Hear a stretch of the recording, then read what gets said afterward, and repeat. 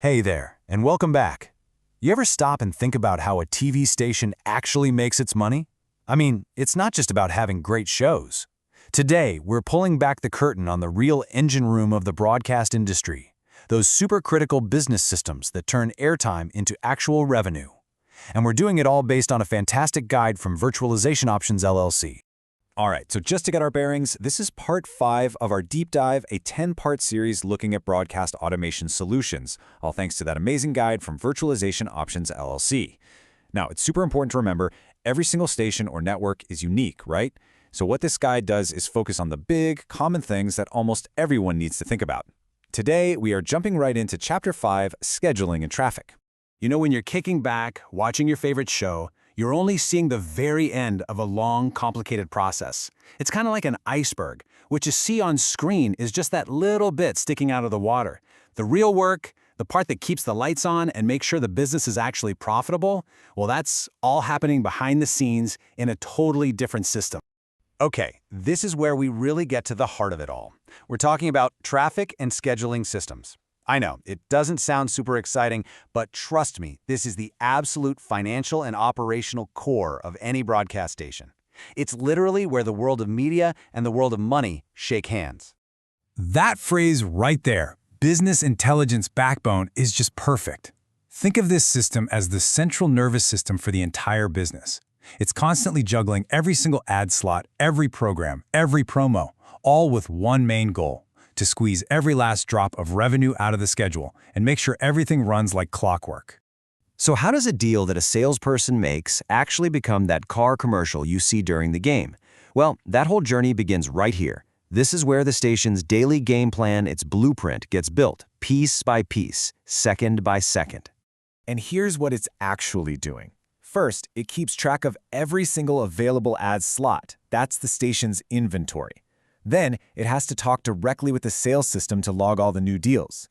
It's also looking way into the future, handling long-range scheduling, and making sure the rights for shows and movies are all good to go. Oh, and yeah, it also has to create all those reports to keep the regulators happy. It's the whole shebang. But here's the thing. A perfect plan is totally useless if it just stays in the business office, right? That blueprint we just talked about has to be flawlessly communicated to the playout automation system. That's the tech that actually puts the shows and commercials on the air. And that connection, well, it is everything. So this data transfer is what we call the critical handshake. The traffic system basically packages up the whole day's schedule and sends it on over. In the past, they might have used something like FTP. Now it's more likely modern web services. But no matter how it gets there, this file is the official instruction manual for the day. It literally says, okay, at 8:01 and 30 seconds, play this Toyota ad. Then at 8:02 sharp, start the news. This brings us to the two sides of the coin. On the left, you've got the scheduled log. That's the plan, the official instructions. On the right, you have the as-run log. That's the diary, the moment-by-moment record of what actually went out over the air. In a perfect world, these two things are identical twins. But come on, we don't live in a perfect world, do we?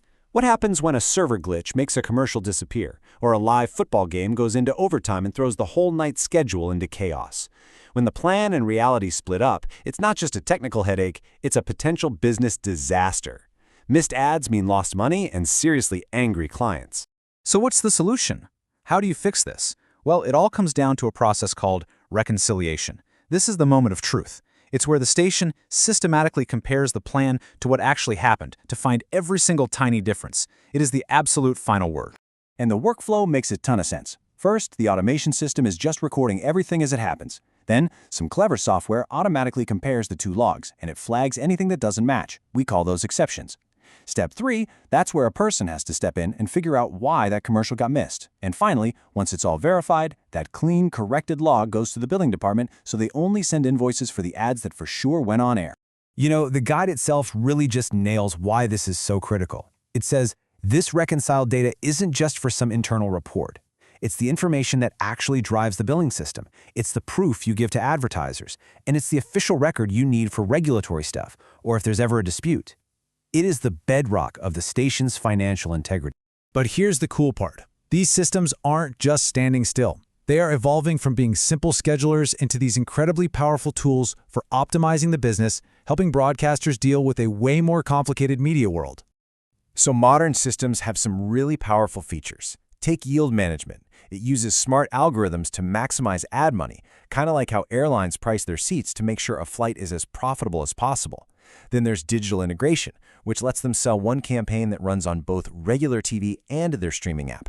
And automated proposal tools, that just helps the sales team build deals and close them way faster. It's all about working smarter, not just harder. And all of this leads us to our final big thought for today. That line between watching TV on a broadcast channel and streaming something online, it's getting blurrier every single day. We're watching on our TVs, our phones, our tablets. So the million-dollar question is this: can the traditional traffic system, this business backbone we've been exploring, evolve fast enough to manage this new, unified reality? That is the challenge, and honestly, the opportunity for the entire industry. Thanks for digging into this with me.